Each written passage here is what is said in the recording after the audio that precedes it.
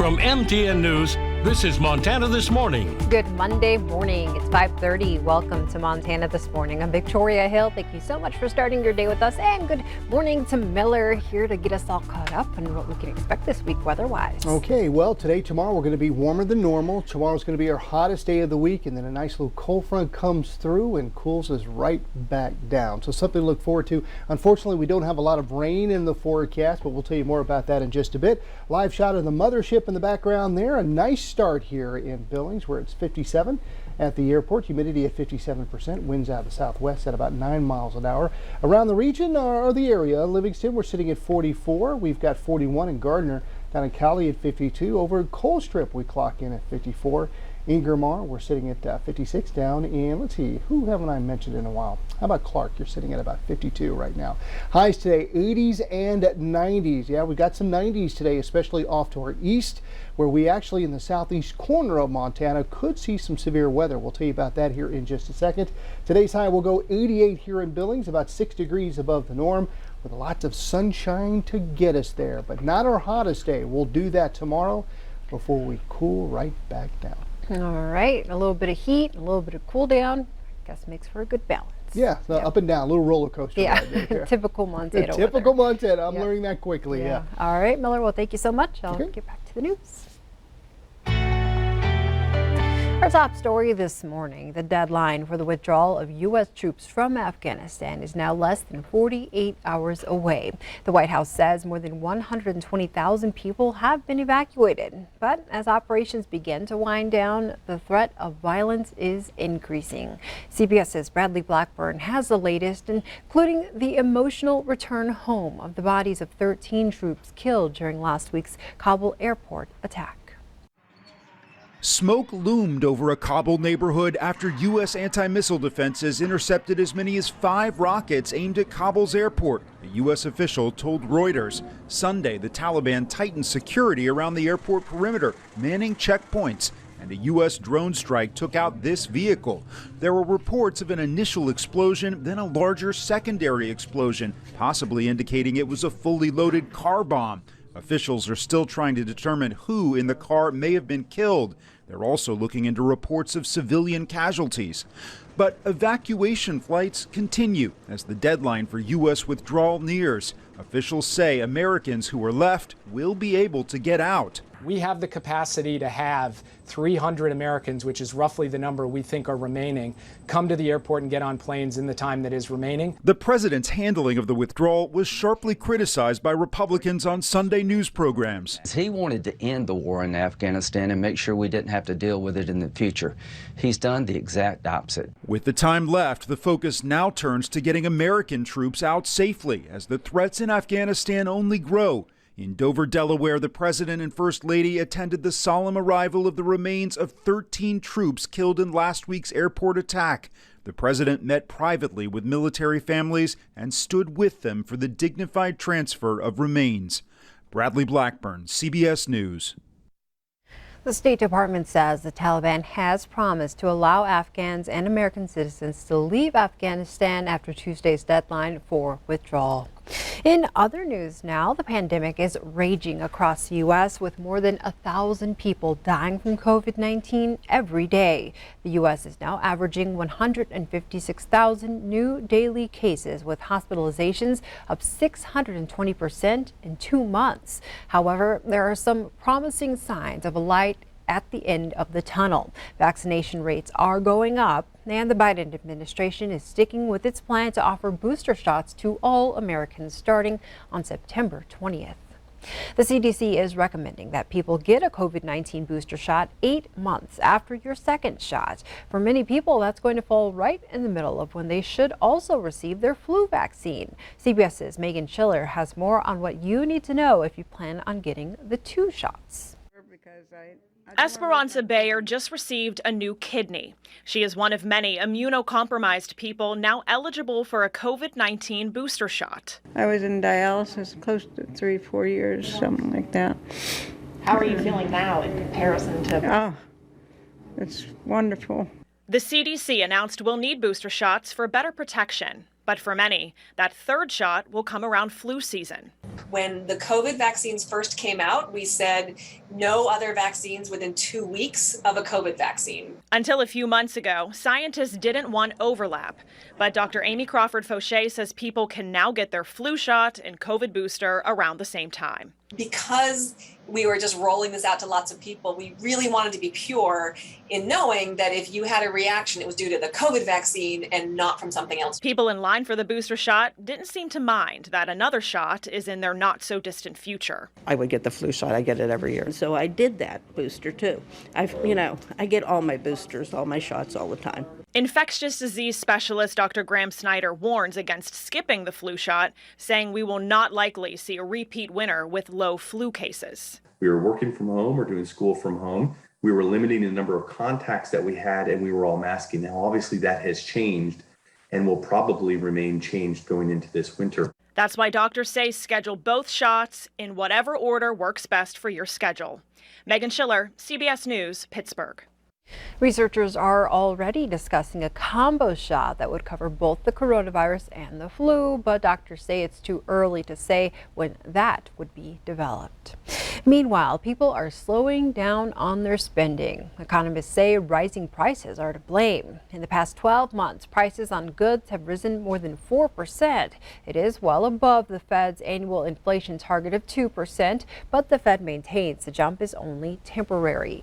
Income rose more than 1% last month, which could fuel future spending. Now we go to the south, where at least one person has died because of Hurricane Ida. The victim was crushed by a falling tree. CBS's Michael George is in New Orleans with more on this massive storm. Oh my God! Ida's powerful winds blew the roof off this hospital as it made landfall in Lafourche Parish, Louisiana on Sunday. The storm came ashore as a Category 4 hurricane, exactly 16 years to the day Katrina hit the region. Packing winds of up to 150 miles per hour, it's tied as the 5th strongest hurricane to hit the U.S. This storm was total devastation to our area. Jean Lafitte Mayor Tim Kerner told CBS affiliate WWL they're trying to get boats to reach people trapped in their homes now that the eye of the storm has passed. You can't look left, right, back, or front without seeing high water. Further south in Grand Isle, 40 people defied a mandatory evacuation order and rode out the storm. First responders cannot get to you, so those folks are just going to have to hunker down. Here in New Orleans, the entire city lost power after all transmission lines were down. Still, officials remain confident that the changes they made since Katrina could prevent a repeat of the disastrous results we saw 16 years ago. Now is the time that we have been preparing for. The city spent $14 billion upgrading its levee system to handle storms such as Ida.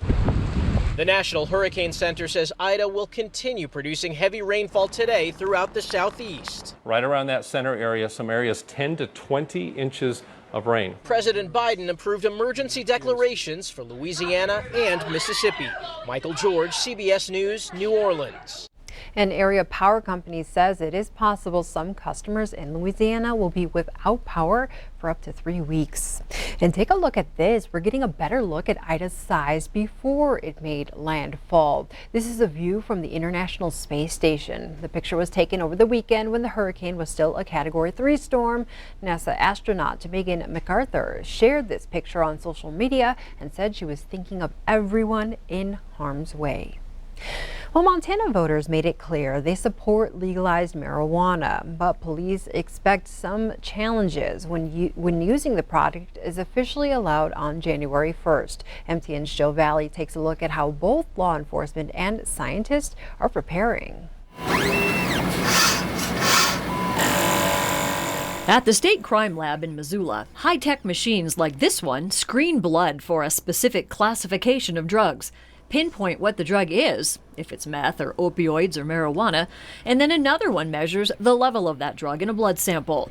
Machines called ELISA or a gas chromatogram mass spectrometer. Pretty big words, but they are crucial testing tools used all the time in impaired driving cases. The toxicology section receives about 5,400 cases a year, and I would say about 4,000 of those are DUI cases. That's a lot of impaired driving cases. The crime lab experienced a drop-off in DUI testing during the COVID lockdown, but once businesses reopened, the caseload increased. Often, it's a drugs and alcohol situation when someone is pulled over. When you're talking DUIs, it could be from ethanol or it could be from drugs. And we'll immediately run the blood alcohol on it, the ethanol on it.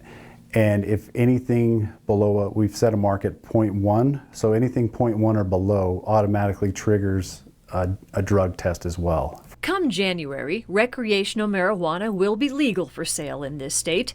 With alcohol, you're considered impaired with a BAC of 0.08.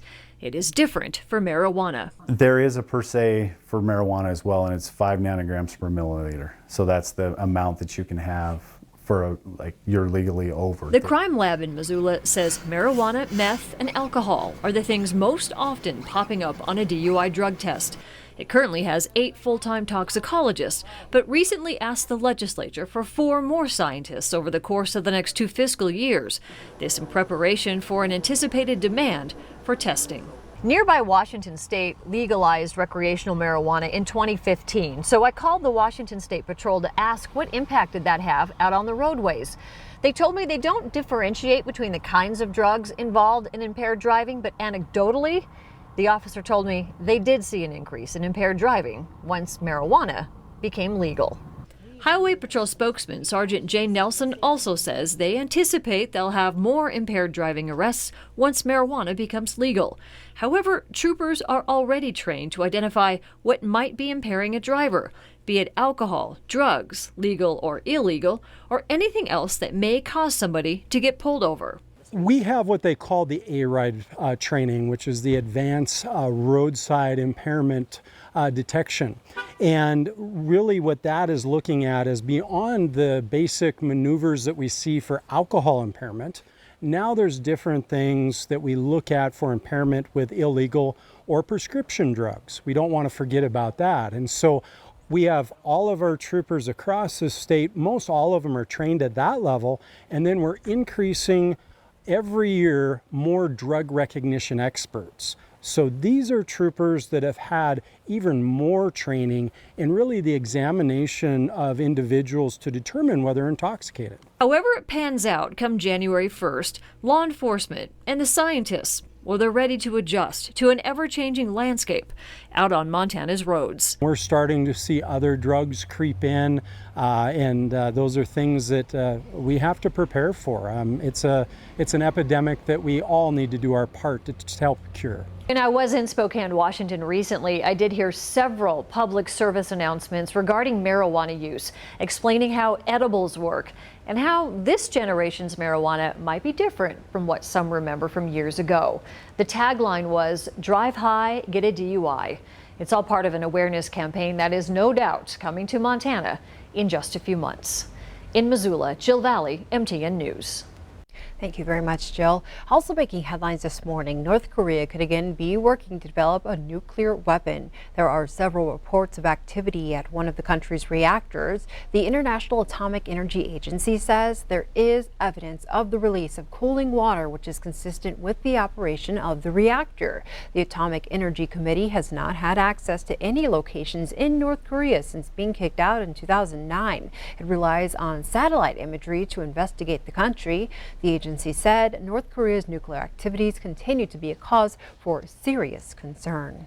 Well, it's a benefit that millions of eligible American families have enjoyed this last 2 months. A monthly check from the IRS to help raise your kids. The child tax credit was promised as a means to end child poverty. This morning, reporter Joe St. George shows us if the program is working.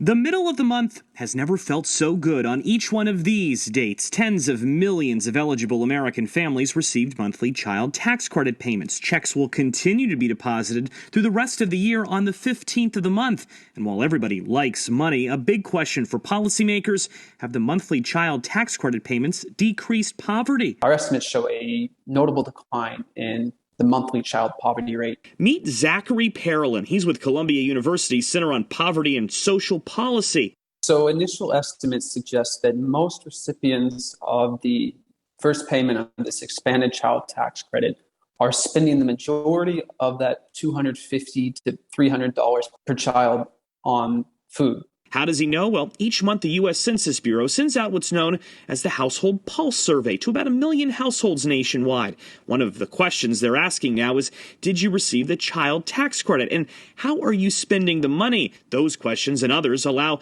Parolin to calculate a poverty rate, which he says has drastically improved since the payment started. We're estimating a reduction in child poverty of about 25%. Columbia University Center on Poverty and Social Policy reports in June, before the monthly checks, the child poverty rate was 15.8%. In July, following the first payment, it fell to 11.9%. That's around 3 million fewer children living in poverty. We're on track to cut child poverty in America in half. It's not been a perfect implementation, though. President Biden promised a much bigger reduction during his address to Congress earlier this year. And while Parolin says that's still possible, the reason poverty hasn't been cut in half yet is because many of America's poorest families who haven't traditionally filed taxes haven't signed up to receive the money. Parolin believes 3 to 5 million people could be getting checks but aren't because they aren't in the IRS's system. It's those families that didn't earn enough to have to qualify for paying taxes, that don't receive the payments automatically and have to do some extra work to sign up and actually receive the benefit. For the moment, parents, it's only a perk for 2021, which means there are only 4 of these payments left. There are efforts on Capitol Hill to make it a permanent perk, but so far that's included in a budget reconciliation package that still has several weeks, if not months, of negotiations to go, and there's a chance it doesn't pass at all. On Capitol Hill, I'm Joe St. George. Thank you very much, Joe. And before we take a break, it's that time of year to find out what happens when you give a child a book. Q2 is kicking off our annual If You Give a Child a Book campaign today, teaming up with Scholastic and the Scripps Howard Foundation. The goal is to give 10 books to each child at a local Title I school. This year, we're teaming up with Ponderosa Elementary in Billings. Located on the city's southwest side, the school has roughly 280 kindergarten through 5th grade students. Based on their family's household income, 100% of the students at Ponderosa qualify for free or reduced lunch. That's why Principal Clay Heron says programs like this can make a big difference in a child's future. As a teacher, when I was in the classroom, I could see that my students that are reading at home and also being read to, they're definitely having more success in school. Also personally, with my own children, with the reading that they've done at home and being read to when they're little, it definitely helps with the success that they've had in life.